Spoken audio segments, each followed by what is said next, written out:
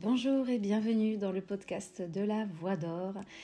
Je m'appelle Aurélie Riquebu, je suis thérapeute spirituelle et aujourd'hui on va parler des traumas. C'est quoi un trauma? Comment est-ce qu'on s'en débarrasse? Comment est-ce qu'on guérit d'un traumatisme vécu dans l'enfance, voire même tout simplement à l'âge adulte?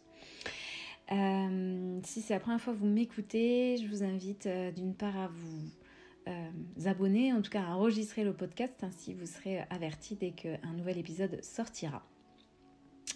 Alors, un trauma, c'est quoi déjà? Un trauma, c'est, parce qu'il y a souvent un amalgame qui est fait et souvent on va entendre dire oui mais on ne guérit pas un trauma, oui mais on n'oublie pas ce qui s'est passé, il ne faut pas, oui. Mais ce qui génère l'amalgame, c'est que souvent, en fait, et c'est d'ailleurs là ce qui fait qu'il y a un problème et qu'il y a quelque chose à libérer, c'est qu'on associe le trauma à l'événement en lui-même. Et ça montre bien à quel point notre cerveau fonctionne, c'est-à-dire qu'il n'arrive pas à dissocier les deux, et donc l'un est l'autre et l'autre est l'un. Et donc pour lui, comme l'événement ne peut être oublié, puisque ça ne peut pas être changé, eh bien dans ce cas, le trauma, lui, ne peut pas être oublié, ne peut pas être changé, et je resterai toujours ainsi. Or, le trauma n'est pas l'événement en lui-même. Le trauma, c'est la charge émotionnelle qu'a fait naître l'événement, quel qu'il soit. C'est pour ça qu'il n'y a pas d'échelle de gravité, que ça ne sert à rien de dire « oui, mais elle a vécu quelque chose de pire ». On s'en moque. Ce qui est important, c'est qu'est-ce que ça fait naître chez vous en termes de charge émotionnelle. Qu'est-ce que ça a généré chez vous au niveau émotionnel, au niveau spirituel, au niveau mental, et donc voire même très souvent, parce que très souvent on camoufle ce trauma, donc très souvent aussi au niveau physique. Ça vient atteindre en fait le corps physique.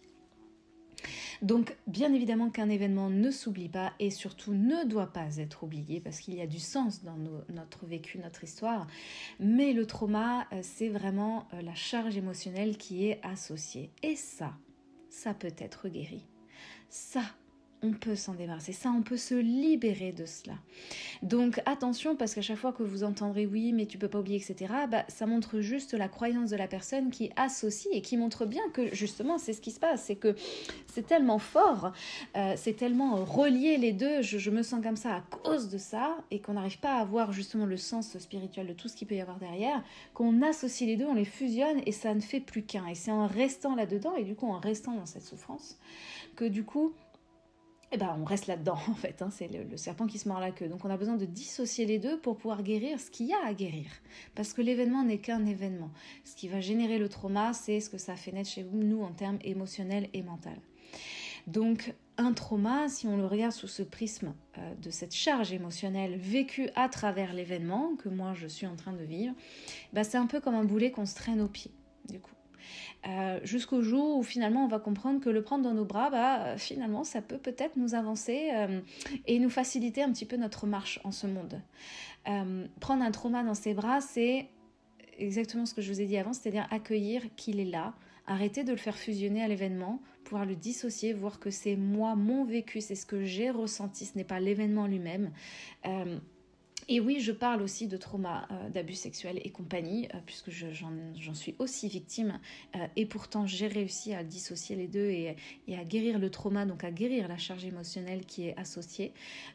J'arrive maintenant à prendre de la distance et à voir cet événement comme il est, un abus sexuel. Mais il n'y a plus la charge émotionnelle qui y est associée aujourd'hui.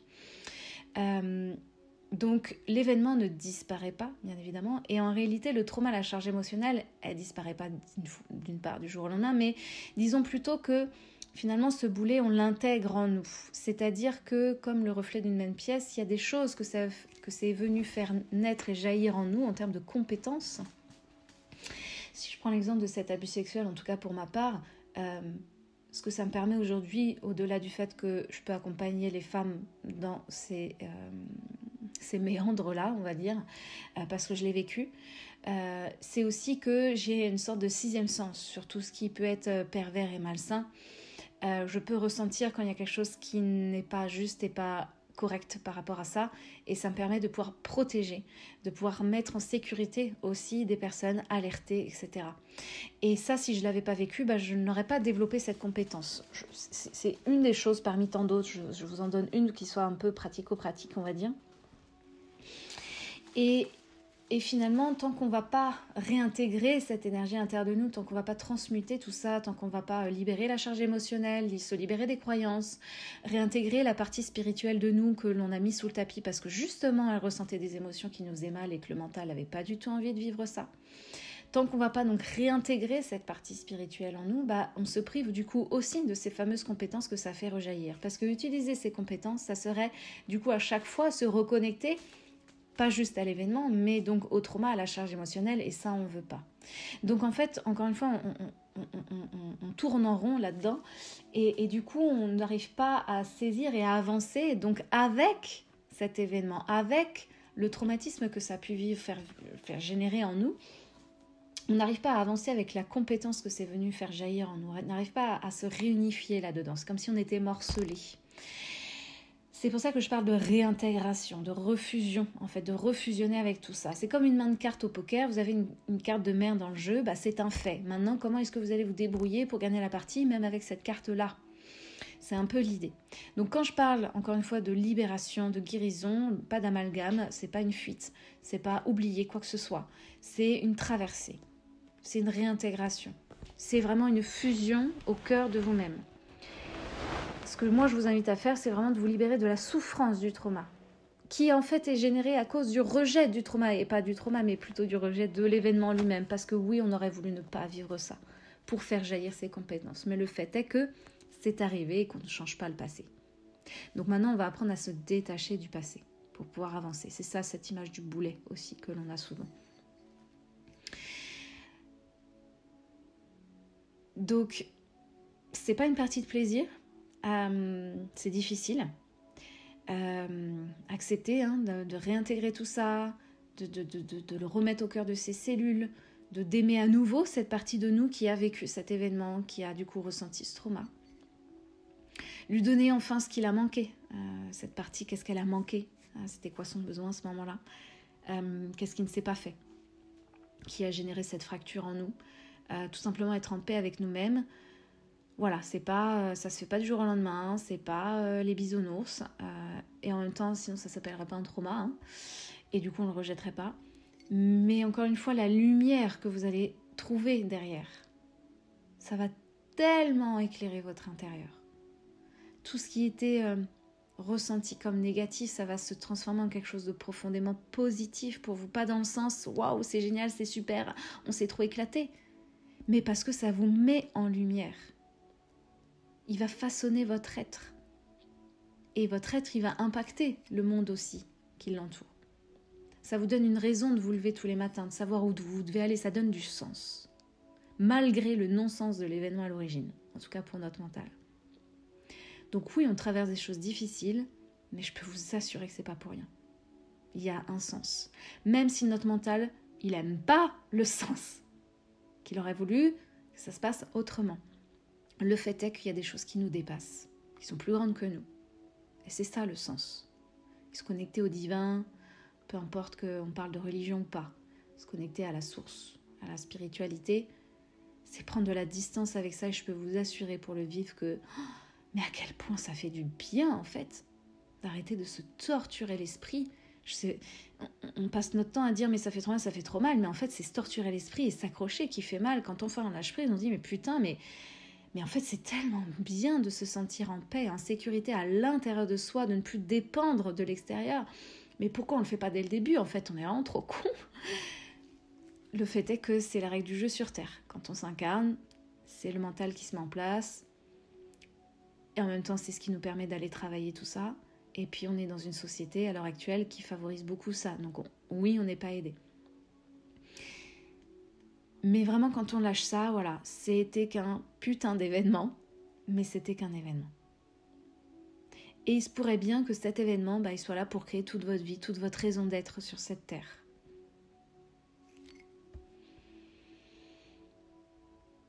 Donc voilà, c'est pas facile, mais c'est possible. Moi, c'est ce que j'ai appris à faire pour moi, c'est ce que j'aide, je guide, j'accompagne d'autres femmes aussi, quelques hommes également, à faire de même, à mettre de la joie, à célébrer aussi ces traumas, parce que, encore une fois, c'est ce qui vous façonne aujourd'hui. Et j'ai transmuté, j'ai libéré, j'ai guéri jusque dans mes cellules. Ça fait plusieurs années que je travaille en mémoire cellulaire pour aller retourner l'énergie qui était bloquée par le vécu du trauma de cet événement.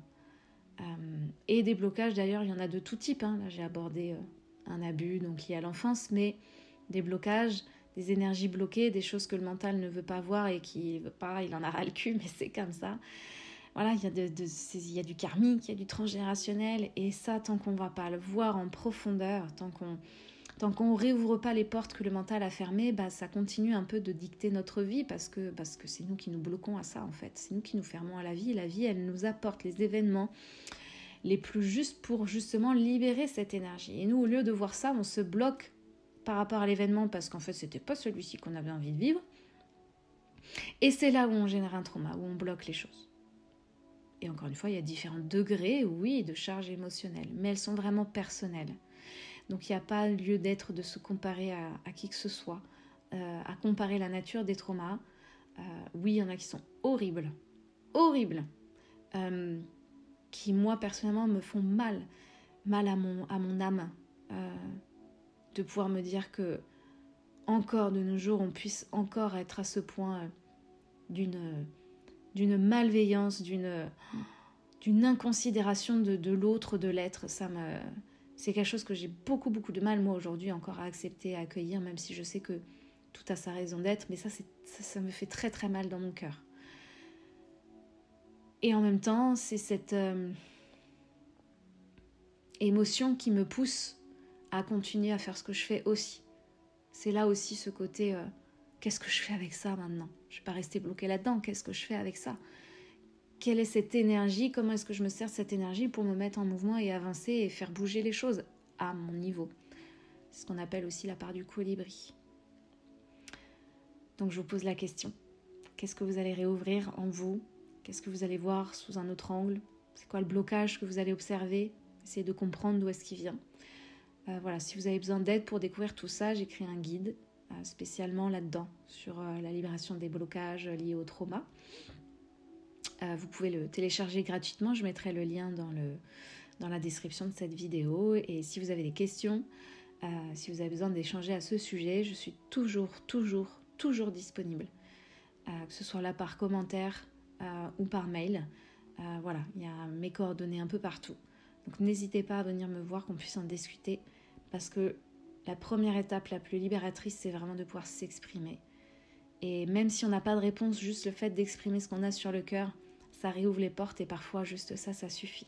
Donc n'hésitez pas, ma porte est toujours ouverte. Je vous embrasse, je vous dis à très bientôt pour un prochain épisode.